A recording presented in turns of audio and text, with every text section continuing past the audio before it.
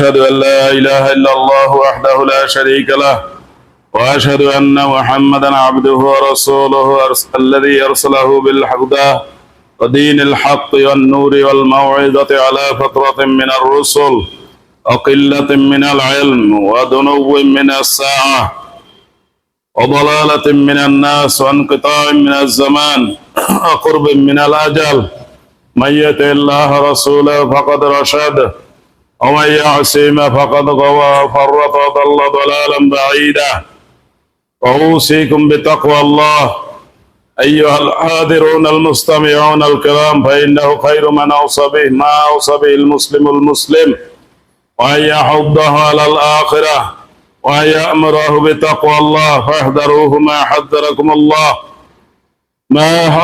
الله من نفسه ولا أفضل من ذلك نصيحة. أيها الإخوان، قال الله تعالى في القرآن المجيد: إن الصلاة تنهى عن الفحشاء والمنكر ولذكر الله أكبر والله يعلم ما تصنعون. وفي سورة الأنفال قال الله عز وجل: قل إن صلاتي ونسكي ومحياي ومماتي لله رب العالمين لا شريك له وبذلك أمرت وأنا أول المسلمين. وعلمنا رسول الله صلى الله عليه وسلم كما لبى الحاج: اللهم لبيك لبيك لا شريك لك لبيك إن الحمد والنعمة لك والملك لا شريك لك. والإيمان أشهد أن لا إله إلا الله وأشهد أن محمدا عبده ورسوله. وقال الله عز وجل في سورة فصلت: ومن أحسن قولا ممن دعا إلى الله وعمل صالحا وقال إنني من المسلمين. وفي سورة آل عمران قال الله عز وجل: ومن يبتغي غير الإسلام دينا فلن يقبل منه. وفي سورة التوبة قال الله عز وجل: إن الله اشترى من المؤمنين أنفسهم وأموالهم بأن لهم الجنة. وفي سورة آل عمران قال الله عز وجل: ولتكن منكم أمة يدعون إلى الخير ويأمرون بالمعروف وينهون عن المنكر. وقال رسول الله صلى الله عليه وسلم في حجته الوداع في آخر خطبته: فليبلغ الشاهد الغائب.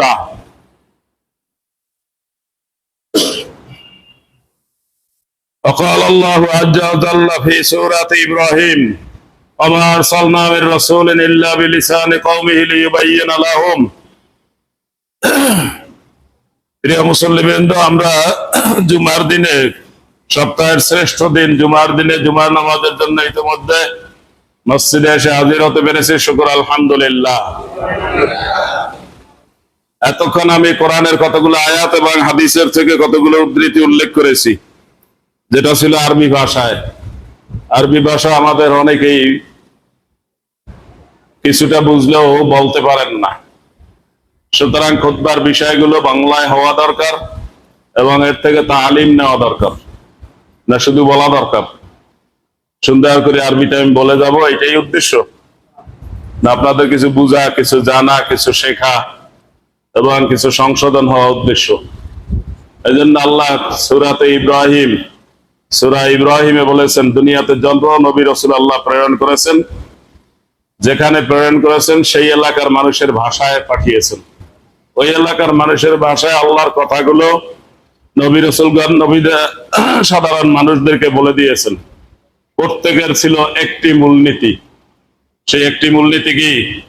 আশহাদু আল্লা ইলাহা ইল্লাল্লাহ, আমাদের একমাত্র স্রষ্টা আল্লাহ, আর সিজদা পাবেন একমাত্র আল্লাহ। এটাই হলো মূল কথা, কালেমাতুত তাইয়্যিবা। এই কালেমাতুত তাইয়্যিবার দ্বিতীয় অংশ হলো ওয়া আশহাদু আন্না মুহাম্মাদান আবদুহু ওয়া রাসূলুহু, এবং আমরা আরো স্বীকার করি মুহাম্মদ সাল্লাল্লাহু আলাইহি ওয়াসাল্লাম আল্লাহর রাসূল, আল্লাহর বান্দা। তিনি আল্লাহর বান্দা এবং আল্লাহর রাসূল। তাহলে আমাদের মূল ঈমানের বিষয়টা আমাদের বোঝা গেল। আশহাদু আল্লা ইলাহা ইল্লাল্লাহ ওয়া আশহাদু আন্না মুহাম্মাদান আবদুহু ওয়া রাসূলুহু। এই কথাটাকে আল্লাহ তাআলা কোরআন মাজিদে আরো পরিষ্কার করে বলে দিয়েছেন। রাসূলুল্লাহ সাল্লাল্লাহু আলাইহি ওয়াসাল্লামকে বলেছেন, আপনি লোকদেরকে তালিম দেন, শিখান, তাদেরকে ভালো করে মাথার মধ্যে ঢুকিয়ে দেন, তারা যেন এই কথা বলে, ইন্না সলাতি ওয়া নুসুকি ওয়া মাহইয়ায়া ওয়া মামাতি লিল্লাহি রাব্বিল আলামিন। আমার নামাজ, আমার কুরবানি। নামাজ কি ইবাদত? দৈহিক ইবাদত। কুরবানি কি ইবাদত? আর্থিক ইবাদত। টাকা পয়সা লাগে কুরবানি দিতে, কি লাগে? টাকা পয়সা লাগে না? আর নামাজ পড়তে মোটামুটি আপনি খেয়ে পরে বেঁচে আছেন, দাঁড়াইলেই নামাজ পড়তে পারেন, দাঁড়ায় না পারলে বসে পড়তে পারেন, বসে না পারলে শুয়েও পড়তে পারেন। এখানে নামাজ পড়ার সময় কোনো টাকা পয়সা লাগে? লাগে না। কিন্তু কোরবানি দিতে কি লাগবে? টাকা পয়সা লাগবে। হজ করতে দুইটা লাগবে, আপনার শরীরও ঠিক থাকতে হবে আর টাকা পয়সাও লাগবে। এভাবে জাকাত দিতে হলে টাকা পয়সা লাগবে। কিছু ইবাদত শারীরিক, কিছু ইবাদত আর্থিক, আর কিছু ইবাদত কি দুইটা মিলিয়ে। এই ইবাদত গুলো আল্লাহ তালিম দিচ্ছেন নবীকে। নবীকে বলছেন আপনি সবাইকে তালিম দেন। তালিম দেন অর্থ কি? ভালো করে শিখান। তালিম অর্থ কি? ভালো করে শিখাতে হবে, মাথার মধ্যে এমন ভাবে ঢুকবে, কথায়, কাজে, চিন্তায়, চেতনায়, উঠা বসা, চেহারা, সুরত ইত্যাদিতে ওইটাই বোঝা যাবে যে আমার জীবন, আমার মরণ কার হাতে। তাহলে আগে বলছে আমার নামাজ, আমার কোরবানি আল্লাহর জন্য। এরপরে বলা হয়েছে কি ওয়া মাহইয়ায়া ওয়া মামাতি লিল্লাহি রাব্বিল আলামিন। আমার জীবন কার হাতে? আল্লাহর হাতে। আমার মৃত্যু কার হাতে? তাহলে এইটার উপরে আমার কোনো নিয়ন্ত্রণ আছে? কোনো নিয়ন্ত্রণ আপনার আমার এই জীবনের উপরে, মৃত্যুর বিষয়ে নাই। এটা একমাত্র আল্লাহর হাতে। রূহ সম্পর্কে লোকেরা জিজ্ঞাসা করছে, ইয়াসআলুনাকা আনির রূহ, লোকেরা জিজ্ঞাসা করে আপনাকে রূহ সম্পর্কে। বলে রূহ মিন আমরি রাব্বি, আপনি বলে দেন রূহ যেটা মানুষের, যে কোনো প্রাণীর ভিতরে থাকে, ওই রূহ যতক্ষণ থাকে ততক্ষণ তার বডি অ্যাক্টিভ থাকে, কাজ করে। রূহ যখন চলে যাবে বডিটা পড়ে থাকবে, কিছুক্ষণ পর সময় পরিবর্তন হলে পচন শুরু হয়ে যাবে। বলছে এই রূহ এটা আল্লাহর ব্যাপার। তাহলে জীবনটা কার হাতে? আল্লাহর হাতে। মৃত্যু কার হাতে? আল্লাহর হাতে। আমার হাতে, আপনার হাতে কি আছে? আপনি আমি প্রতিনিয়ত নামাজে দাঁড়িয়ে আপনি আর কিছু না জানলেও সূরা ফাতিহা জানেন এবং সূরা ফাতিহা পড়েন।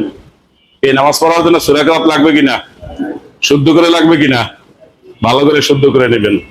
এই নামাজের মধ্যে আল্লাহর প্রশংসা করে মাঝখানে গিয়ে আপনি বলতেছেন, আমি বলতেছি ইয়্যাকা না'বুদু ওয়া ইয়্যাকা নাস্তাঈন। অর্থ কি? ইয়্যাকা না'বুদু, হে আল্লাহ তোমারই ইবাদত করি। আমার জীবনটা তোমার হাতে, আমার মৃত্যুটাও তোমার হাতে। আমাকে দুনিয়াতে যা ধন সম্পদ দিয়েছো সেটাও তোমার দান। আল্লাহ যেখানেই বলছেন ধন সম্পদের কথা, যেখানেই বলছেন যাকাত দেওয়ার কথা, সেখানেই আল্লাহ ভাষাটা ব্যবহার করছেন অমিম্মা রাযাকনাহুম ইউনফিকুন। আমি তোমাদেরকে যে সম্পদ দিয়েছি সেই সম্পদ থেকে ব্যয় করো। সম্পদ দিয়েছেন কে? মানুষ বুদ্ধি শুদ্ধি থাকলেই সম্পদ অর্জন করতে পারবে, আর কোনো বুদ্ধি না থাকলে তার কোনো সম্পদ অর্জিত হবে না, এরকম আসলে বিষয়টা না। দুনিয়াতে আল্লাহ তাআলাই ধন সম্পদ দিয়ে আর না দিয়ে দুইটাই কি করেন? পরীক্ষা করেন। দুইটাই কি করেন? যারে বেশি দিচ্ছেন তাকে কি বেশি দিয়ে পরীক্ষা করেন যে সে কি করে, আর যাকে টান টান করে দিয়েছেন, খাওয়া দাওয়া চলাফেরা টান টান অবস্থা, এই মোটামুটি ঠিক হয়ে যায়, আবার একটা ঝামেলা এসে আবার কিছুটা পিছনে পড়ে যায়, ঋণগ্রস্ত হয়ে যায়, আবার বহু পরিশ্রম করে কষ্ট ক্লেশ করে ঋণ পরিশোধ করে আবার একটা ধাক্কা খেয়ে পিছনে পড়ে যায়, টান টান অবস্থা। আল্লাহ তাআলা এটাকে বলছেন ওয়ায়াকদির। আল্লাহ তাআলা কমিয়ে দেন, নিয়ন্ত্রণ করেন, টাইট করে দেন। আর কাউকে অঢেল সম্পদ দিয়েছে। লোকেরা অনেকেই মনে করে কারুনের মতো, যেগুলো আমি কৌশল করে ব্যবসায়িক বুদ্ধিসিদ্ধি অর্জন করে আমি এগুলো অর্জন করেছি। আল্লাহ বলছেন না, এটা মোটেও না। কাকে কি দেব আমি সিদ্ধান্ত নিয়ে রাখছি আগেই থেকেই, সেইভাবেই তাকে দিয়েছি। এটা সবার জন্য পরীক্ষা চলে। যার বেশি সম্পদ আছে তার কি পরীক্ষা চলে? এই বেশি সম্পদ দিয়ে সে কি করে, সে অপচয় করে কিনা, সে ভালো কাজে ব্যবহার করে কিনা, সে তার পাশে তার প্রতিবেশী, তার আত্মীয় স্বজন, তার পরিচিত অপরিচিত মানুষ তার কাছে বিরাট কষ্টের মধ্যে আছে, সেখানে সে কি করে, এটা তার পরীক্ষা চলে। আর যাকে টাইট করে দিয়েছেন তারও পরীক্ষা চলে যে সে কি বলে। অধিকাংশ সময় তারা কি বলে? কুফুরি কথা বলে। আল্লাহ অমুকের এত সম্পদ দিছে আর আমি এত কষ্ট করি, আমারে দিতে পারে না। আল্লাহ চোখে দেখে না? আল্লাহর চোখ কি কানা? কত সুন্দর সুন্দর কথা বলে, বলে কিনা? এরকম কুফুরি কথা বলে, বেঈমানি কথা বলে। তাহলে এই যে তাকে টাইট করে দেওয়া হলো, তার এটা কি চলে? পরীক্ষা চলে।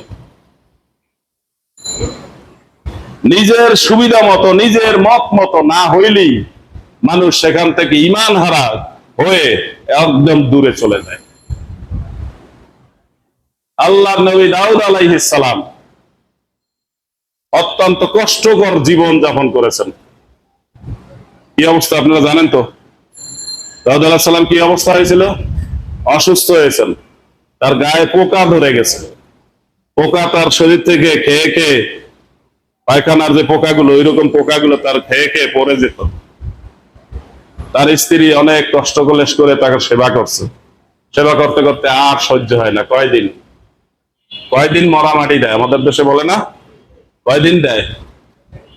বাবা অসুস্থ, মা অসুস্থ, বিছানায় পায়খানা করে, কয়দিন পরিষ্কার করতে চায় না। পরিষ্কার তো করা ভালো কথা, বাবা মাকে নিয়ে সংসারই তো করতে চায় না। 10টা 15টা সন্তান মা লালন করতে পারে, পালন করতে পারে, সুন্দর থেকে একেবারে ছোট থেকে বড় করতে পারে। আর 10টা 15টা সন্তান মিলে শুধু মাকে সেবা করতে পারে না। সেদিন আসছে না? খুব কঠিন ঈমানের। জাহান্নাম দুনিয়াতেই শুরু হয়ে যাবে, জাহান্নাম দুনিয়াতেই শুরু হয়ে যাবে। অনেকগুলো সন্তানকে বাবা নিজের ঘাম পানি করে, রক্ত পানি করে সন্তানকে লালন পালন করে, তার কোনো অভাব বুঝতে দেয় না। আর অনেকগুলো সন্তান বাবার সেবা করতে পারে না, অনেকগুলো সন্তান মিলে পারে না। আর একজন বাবা অনেকগুলো সন্তানকে পারে। এভাবে যখন নিজের মত মতো না হয়, তখন মানুষ ঈমান থেকে সরে বেঈমান হয়ে যায়। দাউদ আলাইহিস সালাম আল্লাহর নবী অনেক অসুস্থ ছিলেন, তার স্ত্রী সেবা করতেছিল, করতে করতে কাহিল হয়ে গেছে। কাহিল হয়ে কি বলে? আপনি নাকি আল্লাহর নবী, আপনি বললে আল্লাহ শোনে না? কি বলেন? আপনার কথা শুনে না, তা কার কথা শুনবে? তা আমি তো বলতেছি, আল্লাহ আমাকে অনেক দিন পর্যন্ত সুস্থ রেখেছেন, এখন আমাকে পরীক্ষায় ফেলেছেন, আমাকে এখানে সবর করতে হবে। আর আশেপাশের লোকেরা কি কয়? আপনি তো আল্লাহর নবী, আল্লাহ আপনার কথা শোনে না? তাহলে আপনার নবীর ব্যাপারে সমস্যা আছে। এই নবীর ব্যাপারে সমস্যা আছে? মুহাম্মদুর রাসূলুল্লাহ সাল্লাল্লাহু আলাইহি ওয়াসাল্লাম নিজের এলাকা তাকে উৎখাত হয়েছে। এলাকার লোকেরা তাকে থাকতে দিয়েছে? কেন? এলাকার লোকের কি করেছেন? তার ক্ষতি করেছেন, তার পাকা ধানে মই দিয়েছেন। এখন লোকেরা কি বলে? এরই সত্য নবী, ওনার বাড়ি করে দিল কেন? সমস্যা আছে। তার মানে নিজের মত মতো না হইলেই কি উনি ওখানে একটা মন্তব্য করেন। কি মন্তব্য করেন? বেঈমানি কুফরি মন্তব্য করেন। গেছেন মদিনায়, 2 বছর যেতে না যেতেই মক্কার লোকেরা সেখানে গিয়ে তার সাথে যুদ্ধ লাগাই দিল, অসম যুদ্ধ। ওদের সব অস্ত্র শস্ত্র আছে, তার নাই তেমন কিছুই। ওরা পরাজিত হলো। এবার বুঝলো যে ইনি সত্য নবী। কিন্তু পরে উহুদের যুদ্ধে রাসূলুল্লাহ সাল্লাল্লাহু আলাইহি ওয়াসাল্লাম নিজে আহত হলেন, দাঁত পড়ে গেল, বেহুশ হয়ে গেল। রাসূলুল্লাহ সাল্লাল্লাহু আলাইহি ওয়াসাল্লাম ইন্তেকাল করেছেন, গুজব রটে গেছে, সাথে সাথে লোকজন ভাগছে। যার জন্য যুদ্ধ করছিলাম সেই তো মারা গেছে, এখন আর যুদ্ধ করে লাভ নাই, কারণ ওদের সাথে মিলে যাই। ঈমান আছে? এইভাবে আমাদের অনেকের দশা। যখনই নিজের মত মতো না হয়, তখনই কি বিভিন্ন মন্তব্য করে, কুফরি মন্তব্য করে তারপর সরে যায়। একটা শিশু জন্মগ্রহণ করার পরে তার অসুস্থতা, ডায়াবেটিস আছে কিনা? ও কি অপরাধ করে আসছিল নাকি পরীক্ষা চলে? কতগুলো উদাহরণ আমাদের সামনে আছে। সব উদাহরণগুলো আমরা দেখে দেখে তারপর আমাদের অধিকাংশ মানুষ বেঈমান হয়ে থাকে। অধিকাংশ মানুষ বেঈমান হয়, নিজের মত মতো যখন না হয় তখন মনে করে এখানে সমস্যা আছে।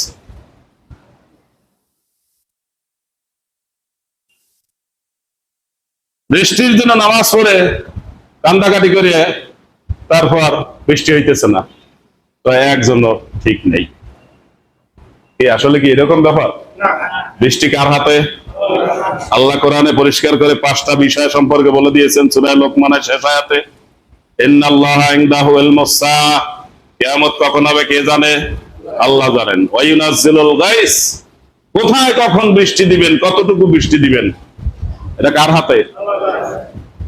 আপনি চাইতে পারেন, চাওয়ার পর আল্লাহ দিবেন। দিবেন কি আল্লাহর ইচ্ছা মতো না আপনার ইচ্ছা মতো? আল্লাহর ইচ্ছা মতো দেবে। এখন আপনার ইচ্ছা মতো না দিলে না, ঠিক নেই, ইমান নষ্ট হয়ে যায়। নিজের মত মতো না হইলে ইমান হারা হয়ে মানুষ সরে যায়। দাউদ আলাইহিস সালাম স্ত্রী সরে গেছে, আপনি আল্লাহর নবী, আল্লাহ আপনার দোয়াই কবুল করেন, তাই আপনার সাথে থাকি আল্লাহ কি ভাগছে, সব ছেলে মেয়ে স্ত্রী সব ভাগছে। বছরের পর বছর তিনি অসুস্থ থাকার পর এরপর আবার তিনি সুস্থ হয়েছেন, আবার তিনি সংসার জোগাড় করেছেন। ওই আগের যারা ছিল তারা কি আসছে? আসে নাই। এইভাবে ঈমান গ্রহণের মধ্যে বিরাট সমস্যা রয়েছে। প্রতিনিয়ত নামাজের মধ্যে বললি ইয়াকা না'বুদু ওয়া ইয়াকা নাস্তাইন, আল্লাহ তোমার ইবাদত করি, তোমারই সাহায্য চাই। আর যখন এই সাহায্যটা নগদ না পাওয়া যায়, কষ্টের মধ্যে পড়ে যায়, তখনই বলে এত চাইছি দিল না, আর চাইবই না। গেছে বেঈমান হয়ে। এই বেঈমান হয়েছে কিনা? রাসূলুল্লাহ সাল্লাল্লাহু আলাইহি ওয়াসাল্লাম বলেছেন, তোমরা আল্লাহর কাছে চাইতে চাইতে কাহিল হয়ে যাবে না। শেষে এরকম বলে না, যা চাইছি তো চাইছি, এখন আল্লাহ দিলে দিবে, না দিলে না দিবে। এটা কি ইমানদারের কথা? এটা ইমানদারের কথা না। একটা শিশু জন্মগ্রহণ করেছে অসুস্থ, তার বড় ধরনের চিকিৎসা লাগতেছে, পরীক্ষায় পড়ছে, তার মা বাপ তার ফ্যামিলি পরীক্ষায় পড়েছে। আর আপনি আমি জন্মগ্রহণ করার পর বছরের পর বছর সুস্থ, তার শুকরিয়া কি করা হয়েছে? 5 ওয়াক্ত নামাজ পড়তে বলা হয়েছে, তাই পড়ে না। নামাজ আছে ইমানদার আছে, নামাজ নাই ইমানদার আছে। সুতরাং প্রত্যেক গার্ডিয়ান খেয়াল করবেন, আপনার ছেলে মেয়ে, আপনার পরিবারের সদস্য, আপনার কর্মচারী যে আপনার কথায় ওঠে বসে, আপনি তাকে নামাজ পড়াইলে পারেন, কিন্তু আপনি ওই বিষয়ে দায়িত্ব পালন করতে চান না, যে ওইটা তো আমার দায়িত্ব না, আমি তার কাজে নিয়োগ করছি, অতএব কাজ আমি পাইলেই হইলো, নামাজের দায়িত্ব আমার না। এইভাবে এড়াই যাওয়ার সুন্দর সুন্দর কৌশল আছে কিনা? এই কৌশলে কি কাজ হবে? বরং আপনি যদি তাকে নামাজ পড়ান, তাহলে আপনাকে সওয়াব পাবেন কিনা? আর যে কর্মচারী তার মালিকের কাজ করবে আর আল্লাহ মালিকের কাজ করবে, কয় মালিকের কাজ করে, সেই কর্মচারী ডাবল সওয়াব পাবে। কয় মালিকের কাজ করে? সেই 2 মালিকের কাজ করে। একজন হলো পরিশ্রম, যার কাছে বিক্রি করেছে, সেই মালিকের কাজ করে। আর একজন আল্লাহ মালিকের কাজ করে, তাকে 5 ওয়াক্ত নামাজে 5 বার তাকে সেজদা দিচ্ছে। সুতরাং দায়িত্ব ওই লোকেরও আছে, দায়িত্ব মালিকেরও আছে। এই নামাজের বিষয়ে সারা দুনিয়ার মুসলমানের সংখ্যা বিরাট, আর বিরাট সংখ্যক মানুষ বেনামাজি। আর আল্লাহর রহমত চায় কথা মতো, নিজের ইচ্ছা মতো চায়। আমাদের এখন বৃষ্টি দরকার, আল্লাহ কি বোঝে না? দেয় না কেন? আবার অল্প একটু বৃষ্টি দিয়ে আবার লেগে গেছে। যত সব বেঈমানি কথা আছে সব বলে, ঈমান কাকে বলে তা শিখে নাই। অথচ ঈমান হলো ঈমানদারের প্রতিটা কথায়, কাজে, ওঠা বসা সবকিছুতে ঈমান প্রকাশ করতে হবে। শিরক মুক্ত ঈমান হতে হবে। হজের সময় হাজী সাহেবগণ, উমরার সময় হাজিরা দেওয়ার ক্ষেত্রে তারা কি বলেন? মুখস্থ করছেন না? হজ উমরা যারা করছেন কি বলে? নিয়াত করার পর কি বলে? লাব্বাইক আল্লাহুম্মা লাব্বাইক, লাব্বাইক। এরপর কি? লা শারীকা লাক, যে আল্লাহ আমি হাজির, আপনার কাছে হাজির। ইব্রাহিম আলাইহিস সালামকে আল্লাহ তাআলা কাবা ঘর নির্মাণ করতে বললেন, ইব্রাহিম আলাইহিস সালাম কাবা ঘর নির্মাণ করলেন। এরপর আল্লাহ বললেন যে তুমি পাহাড়ের উপরে উঠে লোকদেরকে ডাক দাও যে তারা যেন এই বাইতুল্লাহ এসে হজ করে। ইব্রাহিম আলাইহিস সালাম বললেন যে আল্লাহ আমি এখানে ডাক দেবো, এই এলাকাতে মানুষই নেই, শুনবে কে? ইব্রাহিম আলাইহিস সালামকে আল্লাহ বললেন তোমার দায়িত্ব ডাক দেওয়া আর শুনানোর দায়িত্ব আমার। যে যেখানে আছে আমি ওর কানের মধ্যে এটা শুনিয়ে দেবো, এটা আমার দায়িত্ব, তুমি ডাক দাও। ইব্রাহিম আলাইহিস সালাম আবু কুবাইস পাহাড়, কাবাগরের দক্ষিণ পাশে রয়্যাল প্যালেস, এখন সৌদি রাজ পরিবারের বিল্ডিং, ওই বিল্ডিং এ সেই পাহাড়ে উঠে ডাক দিয়েছেন, ইয়া আইয়ুহান নাস ক্বাদ ইফতারাদা আলাইকুমুল হজ ফাহুজ্জু। ও মানুষেরা, তোমাদের জন্য আমি কাবা ঘর নির্মাণ করেছি আল্লাহর নির্দেশে। এই কাবা ঘরে এসে হজ করার জন্য আল্লাহ আদেশ করেছেন, তোমরা আসো।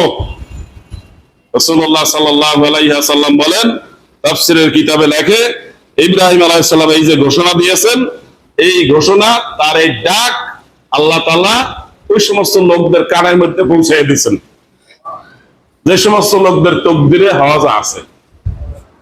সুতরাং সে মায়ের পেটে থাকুক আর রুহুর জগতে থাকুক, সেইখানে সেইটা শুনছে।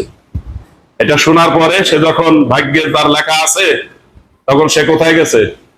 ওমরা করতে অথবা হজ করতে ওই মক্কায় গিয়েছে। মক্কায় গিয়া যাওয়ার পথে পথে কি বলতেছে? লাব্বাইক। ইব্রাহিম আলাইহিস সালাম ডাক দিয়েছে, আসো। আর এই লোকে এখন বলে কি, আমি লাব্বাইক, আমি আসছি, হাজির হাজির, আল্লাহ আমি আপনার কাছে হাজির। লাব্বাইক আল্লাহুম্মা লাব্বাইক। লাব্বাইক তিনবার বলা হয়েছে প্রথমে, তারপরেই প্রথম যে কথাটা বলা হয়েছে সেটা কি? লা শারীকা লাক। ঈমানদার লোকের কোন কথায় বার্তায় তার কোনো শিরক থাকবে না। কিন্তু আমাদের কথায় বার্তায় ওঠা বসা বাদ ভঙ্গিমা সবটার মধ্যে শিরক বোঝাই। আমাদের দোয়া কবুল হবে কিভাবে? শিরক মুক্ত ঈমান কি শেখার চিন্তাও নাই। আল্লাহর বিধান লঙ্ঘন করা, তাহলে কি ঈমান আছে? নাই। যে যা পাবে তার হক সেইভাবে ঠিকঠাক মতো দিয়ে দিতে হবে। মা বাবা ছেলে মেয়ে এভাবে করে অন্যান্য আত্মীয় স্বজন যারা আছে, স্ত্রী সন্তান, এর মধ্যে হক হুকুকের বিষয়ে কার বিধান ফলো করতে হবে? আল্লাহর বিধান। আপনি তো প্রতিদিন বলতেছেন ইয়াকা না'বুদু ওয়া ইয়াকা নাস্তাইন, আল্লাহ তোমারই ইবাদত করি, তুমি যেভাবে বলো সেইভাবেই চলি, তোমারই সাহায্য চাই। কই কোথায় চলে? কোথায়? অধিকাংশ মা বাবা সন্তানের ব্যাপারে জুলুম করে, কাউকে ঠকায়, কাউকে জিতায়। অধিকাংশ মানুষ ভাগ বাটোয়ারার ব্যাপারে তার প্রতিবেশীর সাথে কি করে? জুলুম করে। নিজেরটা ঠিকঠাক মতো বুঝে নেয়, আর একজনটা ঠিক মতো বুঝে দেয় না। অধিকাংশ মানুষ। লা শারীকা লাক, প্রথমেই বলা হয়েছে লা শারীকা লাক, তোমার কোনো শরীক নাই। ইন্নাল হামদা, নিশ্চয় প্রশংসা, ওয়ান নি'মাতা লাকা, সব তোমার। নিয়ামত তোমার, প্রশংসাও তোমার। ইন্নাল হামদা ওয়ান নি'মাতা লাকা ওয়াল মুলক, রাজত্ব তোমার। সারা দুনিয়ার রাজত্ব কার? আর আমরা দেখি অমুকের রাজত্ব, তমুকের রাজত্ব। আরে অমুকের রাজত্ব কিছু সময়ের জন্য, ও তো বেঈমান, এই জন্য আল্লাহর উপরে রাজত্ব করতেছে। আর ইমানদার হলে আল্লাহর উপরে রাজত্ব করবে? সে ইমানদার দাবি করে, সে বেহেশতে যাইতে চায়, চায় কিনা? যে কোনো ইমানদার মাত্রই সে বেহেশতে যাইতে চায়, কিন্তু বেহেশতের কাজটা করে না। সৃষ্টি করেছেন আল্লাহ। সৃষ্টি করেছেন কে? আল্লাহ। আল্লাহ বলছেন তুমি যদি পাক পবিত্র থাকতে চাও, তাহলে তুমি নামাজ কায়েম করো। নামাজ কায়েম করলে কি হবে? ইন্নাস সালাতা তানহা আনিল ফাহশাই ওয়াল মুনকার, অন্যায় কাজ কমে যাবে। কিন্তু ঈমানদার লোকেরা নামাজ কায়েম করে, তারা অন্যায় কমানোর জন্য কি করে? বেনামাজি তৈরি করে। বেনামাজি তৈরি করে অন্যায় কাজ কমবে? কমবে? যারা আইন শৃঙ্খলা রক্ষা করেন তারা নিজেরা নামাজি না অধিকাংশ, আর নামাজি লোকদেরকে হয়রানি করে, তাহলে কি অন্যায় বাড়বে না কমবে? আল্লাহ বলছে নামাজি তৈরি করো, অন্যায় কমে যাবে। ইন্নাস সালাতা তানহা আনিল ফাহশাই ওয়াল মুনকার, নিশ্চয় সালাত মানুষকে অশ্লীল কাজ এবং অন্যায় কাজ থেকে বিরত রাখবে। আল্লাহ যিকরুল্লাহ আকবার, আল্লাহর জিকির সর্বশ্রেষ্ঠ জিকির আল্লাহর জিকির মানুষকে শিখাতে হবে। আল্লাহু ইয়ালামু মা তাসনাউন, আল্লাহ খুব ভালো করে জানেন তোমরা কি করো। তোমরা অন্যায় কমানোর জন্য নামাজি তৈরি করবে না বেনামাজি তৈরি করতেছে, আর অন্যায় কমানোর প্ল্যান করে। অন্যায় কমানোর প্ল্যান করে কি? একজন লোক, তাকে দেখতে মনে হয় ভালো মানুষ, ভালো মন্দ মানুষ, চেহারা সুরাত পোশাক আশাক দেখলে কিছু বোঝা যায় কিনা, কপালে চোখ মাথায় কোনো গিলু আছে কিনা, এ দিয়ে মানুষের কিছু মাপকাঠি করা যায় কিনা, তাই না? বোঝেন না আমার কথা? একজন মানুষকে দেখলে এই লোকটাকে অন্যায়কারী না, এই লোকটা ভালো, এটা স্বাভাবিকভাবে একটা নজর আছে কিনা মানুষের। এরকম তিনজন লোক একসাথে যাইতেছে, প্রশাসনের এক লোক মোটর সাইকেল একটা লইয়া আইসা, ভাই আপনার ওই হাতে এটা কি জিনিস, এটা একটু দেখান তো। ওনার হাতে একটা রুমাল, রুমালের ভিতরে মোবাইল, গরমের জন্য মশার জন্য গাম মশার জন্য রুমালটা লইছে। প্রশাসনের লোক, পুলিশের লোক মোটর সাইকেল চালায় বিছান দিয়ে আইসে, ভাই আপনার হাতে এটা কি? সন্দেহ করার মানুষ পান নাই? চোখ এত নষ্ট কেন? অন্যায় কমবে কিসে? বলেন নাই, বুঝেন নাই? অন্যায় কমবে কিসে? নামাজি বানাতে হবে মানুষকে। নিজে বেনামাজি আর নামাজি মানুষকে বেশি বেশি সন্দেহ করে, অন্যায় কমবে? অভিশাপ পড়বে এগুলোর উপরে। আল্লাহ বলেছেন, যিনি স্রষ্টা তিনি বলেছেন, ইন্নাস সালাতা তানহা আনিল ফাহশাই ওয়াল মুনকার, নিশ্চয় নামাজ মানুষকে অন্যায় অশ্লীল কাজ থেকে ফিরাবে, এটা কমাবে। আল্লাযীনা মাক্কান্নাহুম ফিল আরদি আকামুস সালাহ, যারা দায়িত্ব পেয়েছেন তাদের দায়িত্ব হলো নামাজ কায়েম করা। নামাজ কায়েম করলে কি হবে? অন্যায় কমবে। আপনি অন্যায় কমানোর বুদ্ধি নিজে নিজে তৈরি করতে আছেন, ওটাই কাজ হবে? সৃষ্টি কার? আল্লাহর। বিধান চলবে কার? আল্লাহ। অন্যায় কমাবে কে? রমজান মাসে আল্লাহ ঘোষণা দিয়ে দায়িত্ব নিয়ে অন্যায় কমায় দেন। আপনার আমার দায়িত্ব নিতে হয় না। এই রমজান মাসে অন্যায় কমে কিনা? সারা দুনিয়াতে কমে কিনা? অমুসলমানের মধ্যেও কমে কিনা? কে কমায়? আল্লাহ দায়িত্ব নিয়েছেন রমজান মাসের, আর বাকিটা আপনার দায়িত্ব দিচ্ছে। আর আপনি কি করতে আছেন? নিজে নামাজ পড়েন না, আর যারা বেনামাজি বানানোর জন্য প্ল্যান প্রোগ্রাম নিয়ে অন্যায় কমানোর চেষ্টা করতেছেন। অন্যায় কমবে? অন্যায় কমবে না। অন্যায় কমার জন্য কি করতে হবে? নামাজি তৈরি করতে হবে, দিনদার তৈরি করতে হবে, ইমানদার তৈরি করতে হবে। কোরআনের প্রতিটি কথা, রাসূলুল্লাহ সাল্লাল্লাহু আলাইহি ওয়াসাল্লাম প্রতিটি কথা মানুষকে শান্তি দেওয়ার জন্য, সমাজে শান্তি প্রতিষ্ঠা করার জন্য।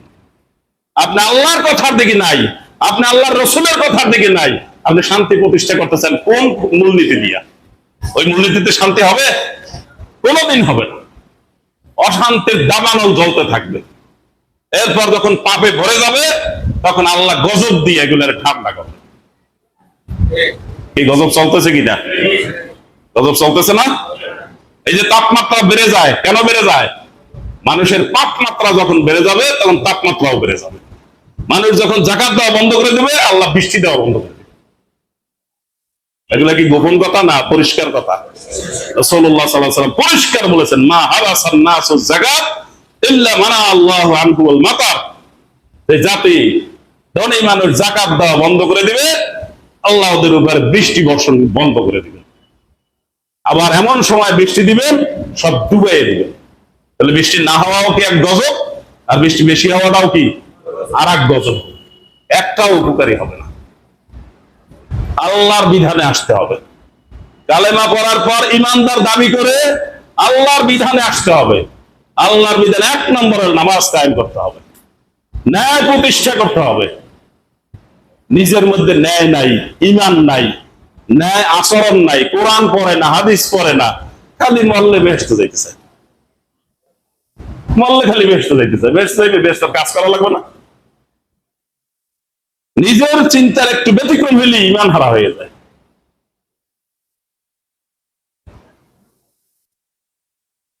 দায়িত্ব রয়েছে প্রত্যেক মানুষের। আল্লাহ বলেছেন, দায়িত্ব দিয়েছেন কে? ওমান আহসানু কাওলাম মিম্মান দাআ ইলাল্লাহ ওয়া আমিলা সালিহান ওয়া ক্বালা ইন্নানী মিনাল মুসলিমিন। ওই লোকের চাইতে ভালো মানুষ কে আছে? মান আহসানু, কে আছে বেশি ভালো কাওলান, কথার দিক থেকে, মিম্মান দাআ ইলাল্লাহ, যে মানুষকে আল্লাহর দিকে ডাকে। প্রত্যেক লোক যারা ইমানদার দাবি করেন, আপনার একটা দায়িত্ব রয়েছে, আপনি মানুষকে আল্লাহর দিকে ডাকবেন। এই ডাকার জন্য আপনি 24 ঘন্টার মধ্যে 1 মিনিট সময় ব্যয় করেছেন কিনা, 24 ঘন্টা আপনাকে হিসাব করতে হবে।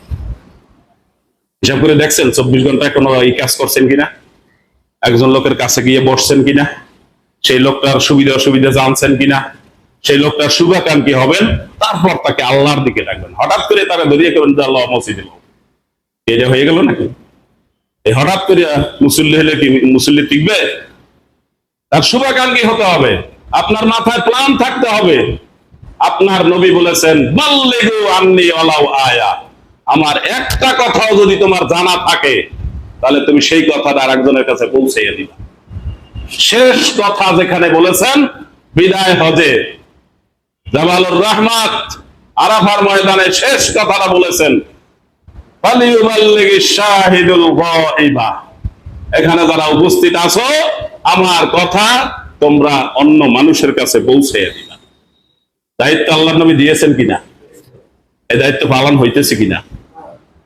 প্রত্যেকে একটু জীবনটা চিন্তা করেন, কত বছর বয়স হয়েছে আর আপনি এই কাজে কতটুকু সময় ব্যয় করেছেন। আপনার পাশে বহু লোক আছে, দিন চিনে না, ইমান চিনে না, মসজিদ চিনে না, আল্লাহ চিনে না, রসুল চিনে না, তার পিছনে আপনি কতটুকু সময় ব্যয় করেছেন? কোন সময় ব্যয় হয়েছে? দায়িত্ব কি খালি বড় বড় আল্লাহর ওলি যারা আছে তাদের? দায়িত্ব খালি অমুক সংগঠনের? দায়িত্ব খালি অমুক দলের? না প্রত্যেক ইমানদারের দায়িত্ব আছে? এই দায়িত্ব পালন হচ্ছে? যদি না হয়ে থাকে আজকে হিসাব করেন আপনি কি করতেছেন। আপনাকে যতটুকু হায়াত আল্লাহ দিয়েছেন, এই হায়াতের পরে কালকে যদি আপনার জীবনটা নিয়ে যায়, আল্লাহ যদি নিয়ে যান, তাহলে আপনি আল্লাহর কাছে কি অবস্থায় দাঁড়াবেন? দায়িত্বটা পালন করা হয়েছে কিনা?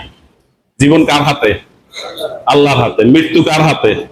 আপনি যতটুকু পেয়েছেন এরপরে পাবেন না, এখন কি হবে? কি করলেন? একজন মানুষকেও কি আল্লাহর দিকে ডেকে আল্লাহর সাথে সম্পর্ক করার কোনো ব্যবস্থা হয়েছে? এই সুযোগ কি তৈরি হয়েছে? রাসূলুল্লাহ সাল্লাল্লাহু আলাইহি ওয়াসাল্লাম বলেন, লাল্লাহু আশাদ্দু ফারহান মিন আহাদিকুম, তোমাদের কোন লোক যেই পরিমাণ খুশি হয় ওই লোকটার চাইতে আল্লাহ বেশি খুশি হয়।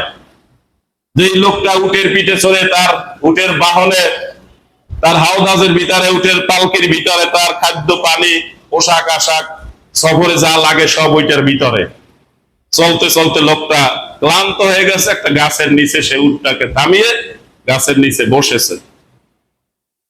বসতে বসতে ক্লান্ত শরীর ঘুমিয়ে পড়েছে। উট ছাড়া পেয়ে সে তার খাবারের জোগাড়ের জন্য সে ঘুরতে ঘুরতে অনেক দূর চলে গেছে। লোকটা কিছুক্ষণ ঘুমানোর পরে উঠে দেখে তার উট নাই। এখন তার উপায় কি? মরুভূমি কি উট ছাড়া চলা যাবে? বালির মধ্যে কি পাড়া দেওয়া যায়? ওর মধ্যে কি হাঁটা যায়? কোন ক্রমে তার বাঁচার কোনো ব্যবস্থা নাই। হাওদাজের ভিতরে খাদ্য পানি খাবার দাবার সব। উট কোথায়?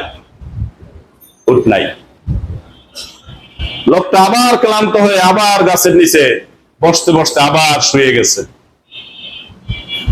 শুয়ে আবার ঘুমিয়ে গেছে। এইবার ঘুম থেকে উঠে দেখে তার সামনে উট। এইবার কি সে স্বপ্নে দেখে না বাস্তবে উট দেখে? তার সন্দেহ হইতেছে, আমি কি স্বপ্ন দেখি নাকি আমার উট? এতক্ষণ তো আমি উট খুঁজলাম, তা তো পাইলাম না, যতদূর নজর দেয় তার মধ্যে উট দেখি নাই। এইবার সে লাগাম ধরলো, লাগাম ধরে নাড়া দিয়ে দেখে যে না, ঠিকই তার উট। লোকটা এখন কি পরিমাণ খুশি হয়েছে! সহিহ মুসলিম শরীফের হাদিসে রাসূলুল্লাহ সাল্লাল্লাহু আলাইহি ওয়াসাল্লাম বলেন, লোকটা এখন খুশিতে বলতেছে, আল্লাহুম্মা আনতা আবদি ওয়া আনা রাব্বুকা, আল্লাহ তুমি আমার বান্দা, আমি তোমার রব। তুমি আমার এই সময় এই উটটা আমাকে ফিরিয়ে দিলা, আমি এর শুকরিয়া আর কি দিয়ে করতে পারি? রাসূলুল্লাহ সাল্লাল্লাহু আলাইহি ওয়াসাল্লাম বলেন, লিকাসরাতিল ফারহে, সে আনন্দ এত বেশি হয়েছে, সে কি বলতেছে তার মাথায় আর মুখে মিল নাই। আছে? সে কি বলতেছে? ইমানি কথা বলে না কুফরি কথা বলে? আল্লাহুম্মা আনতা আবদি ওয়া আনা রাব্বুকা, আল্লাহ তুমি আমার বান্দা, আমি তোমার রব। তুমি আমাকে এই মুহূর্তে এই উটটা ফিরিয়ে দিলে, আমার কোনো উপায় ছিল না, আমার আজকে মরণ ছাড়া কোনো দশা ছিল না। এই লোকটা কি পরিমাণ খুশি হয়েছে!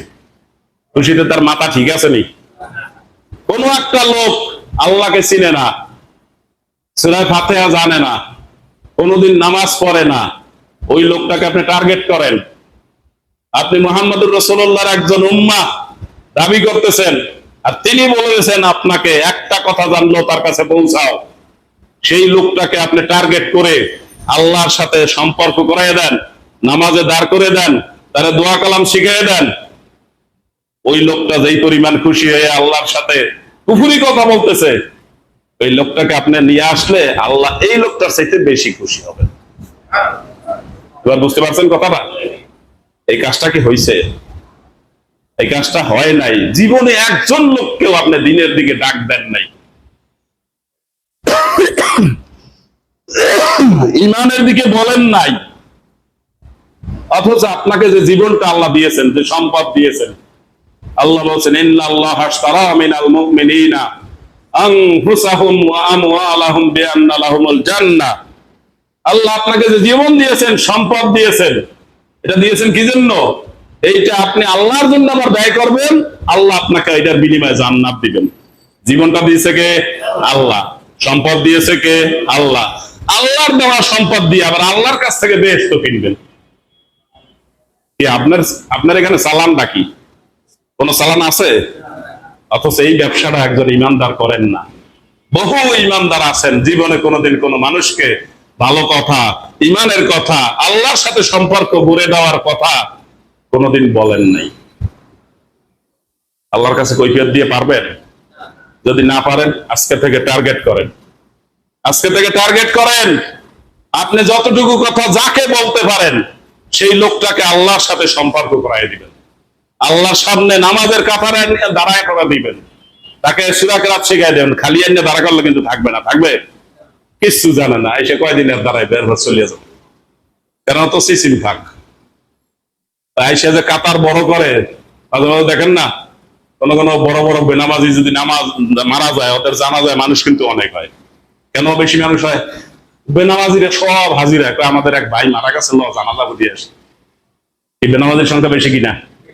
বেনামাজি জানা যায়, বেনামাজি সংখ্যাও বেশি। তখন মানুষেরা হিসাব করে বহুত মানুষ হয়েছে। আর যদি একজন নামাজি লোক মারা যায়, তাহলে নামাজি লোকেরা কি বলে? তাহলে আমাদের এক ভাই মারা গেছে, চলেন নামাজ পড়ি আসি। আর বেনামাজিরা কি করে? কারণ তো ভালো মানুষ আসছিল, নামাজ কালাম পড়ছে ঠিকঠাক মতো, ওনার জানাবে আমরা পড়িয়ে কিছু লাভ নাই, আমাদের যাওয়ার দরকার নেই। যে কজন নামাজি ভালো মানুষ আছে, ওনারা পড়লেই হবে। কি হিসাব নিকাশ বুঝতে পারছেন? সংখ্যা হিসাব করেন কেন? সংখ্যা হিসাব করে কোনো লাভ নাই। আমল কার? যার যার আমল তাকে করতে হবে। আপনার আমল আর একজনে করলে হবে? রাসূলুল্লাহ সাল্লাল্লাহু আলাইহি ওয়াসাল্লাম লাইলাতুল কদরে কি করছেন? কোমর বেঁধেছেন, নিজে জেগেছেন, তার পরিবারের সদস্যদেরকে জাগিয়েছেন, তাদেরকে গ্যারান্টি দিয়ে ঘুমাইয়ে পড়ান যে তোমরা ঘুমাইতে থাকো, আমি নবী আছি, তোমাদের কোনো ভরসা নাই, হ্যাঁ আমি আছি। একথা বসে ঘুমলায় রাখছেন নাকি? না উঠাই দিচ্ছেন? আলী ওঠো, ফাতেমা ওঠো, যার যার আমল সেই সেই করো, আমি তোমাদের বিশেষ বিশেষ কতগুলো জায়গায় মনে করতে পারবো না। আর আমাদের লোকেরা বেহেশতে যাইতে চায়, বেহেশতের কাজ করে উল্টা না, জাহান্নামের কাজ করে আর বেহেশতে যাইতে চায়। কাজ করে কিসের? জাহান্নামের। এক নম্বরের নামাজ পড়ে না, এক নম্বরের তার সংসারে যারা আছে তাদের নামাজের কোনো খোঁজ খবর নেই, পর্দার কোন বালাই নাই। পর্দা হলো আদিকালের নিয়ম, এটা আদিকালের নিয়ম। আল্লাহ পর্দা ফরজ করেছেন। উলঙ্গ বাহার পোশাক পরতে নিষেধ করেছেন। রাসূলুল্লাহ সাল্লাল্লাহু আলাইহি ওয়াসাল্লাম বলছেন, এগুলো আমি জীবনে দেখি নাই, এগুলো আসবে এক সময়। উলঙ্গ বাহার পোশাক পরে আর আপ টু ডেট হয়। আর মরলে কোথায় যাইতে চায়? মরলে বেহেশতে যাইতে চায়। সারা জীবন উলঙ্গ থাকে আর মরলে যাইতে চায় কোথায়? বেহেশতে। ওই সময় ডাকিয়া ডুকিয়া একাল পর্দা করিয়া পোশাক আশাক পরে আবার উপর দিয়ে আর একটা, ইস জীবনে পর্দা করেন, এখন তো জন্মের পর্দা শুরু হয়ে গেছে। সম্মানিত হাজিরিন, সম্পদ দিয়েছেন কে? আল্লাহ। জীবন দিয়েছেন কে? এই সম্পদ আর জীবন দিয়ে কি কিনতে হবে? জান্নাত কিনতে হবে। জান্নাত কার কাছে? আল্লাহর কাছে। কিনবেন কি দিয়া? নিজের জীবন আর নিজের সম্পদ দিয়া। নিজের জীবন আর সম্পদ, এটার মালিক কে? আল্লাহ। তা আল্লাহর দেওয়া সম্পদ দিয়ে আল্লাহর থেকে জান্নাত কিনবেন, বিনা চালানে ব্যবসা। এই ব্যবসাটা কিন্তু করা হয় নাই। খালি বেহেশতে যাওয়ার চিন্তা আছে, খালি বেহেশতে যাওয়ার চিন্তা আছে, কিন্তু বেহেশতে যাওয়ার কাজ নাই। হবে না, হবে না। রাসূলুল্লাহ সাল্লাল্লাহু আলাইহি ওয়াসাল্লাম প্রত্যেক ঈমানদারকে দায়িত্ব দিয়েছেন, বিদায় হজে বলে দিয়েছেন, ফাইনাল কথা বলেছেন, আগামী বছর তোমাদের সাথে আমার আর দেখা নাও হতে পারে। এই নাও হতে পারে এটার অর্থটা কি হবে? আপনারা মনে করছেন কি হবে? এইটা বলার সাথে সাথে সেখানে যারা ছিল তারা হু হু করে কান্নায় ভেঙে পড়েছে। আল্লাহর নবী বলছে আগামী বছর দেখা নাও হতে পারে, তার মানে হবেই না। ইয়া রাসূলুল্লাহ, আমাদেরকে ভালো কিছু কথা বলেন। এরপর রাসূলুল্লাহ সাল্লাল্লাহু আলাইহি ওয়াসাল্লাম তার জীবনের সব কথাগুলো বলে দিয়েছেন। এরপর বলেছেন তোমরা এটা পৌঁছে দিবে। আর এখন ইমানদার লোক ইমানদার বানানোর জন্য কোনো কাজ করে না, বেনামাজি বানানোর জন্য কাজ করে, বেঈমান বানানোর কাজ করে, শান্তি প্রতিষ্ঠার জন্য নিজেদের মন গড়া ইচ্ছা মতো কাজ চালায়। এতে শান্তি প্রতিষ্ঠিত হবে? অন্যায় কমবে? কমবে না। নামাজ অন্যায় কমাবে, নামাজি হতে হবে, নামাজি বানাতে হবে, দিনের পথে মানুষকে ডাকতে হবে। আপনার জীবনটা কতটুকু আপনি ব্যয় করেছেন? 30 বছর, 40, 50, 60 বছর আপনার জীবনটা আপনি পেয়ে গেছেন। এর মধ্যে আপনি কোনো একজন মানুষকে আল্লাহর দিকে ডেকে আনার তার পিছনে পরিশ্রম করছেন কিনা একটু যোগ বিয়োগ করতে হবে। কালকে আপনার মৃত্যু হয়ে গেলে আপনি আল্লাহর কাছে কি জবাবটা দিবেন? এ দায়িত্ব পালন করা হয়েছে? যদি না হয়ে থাকে আপনার কোনো জবাব থাকবে না। আল্লাহ তাআলা আমাদেরকে বুঝার তৌফিক দান করুন।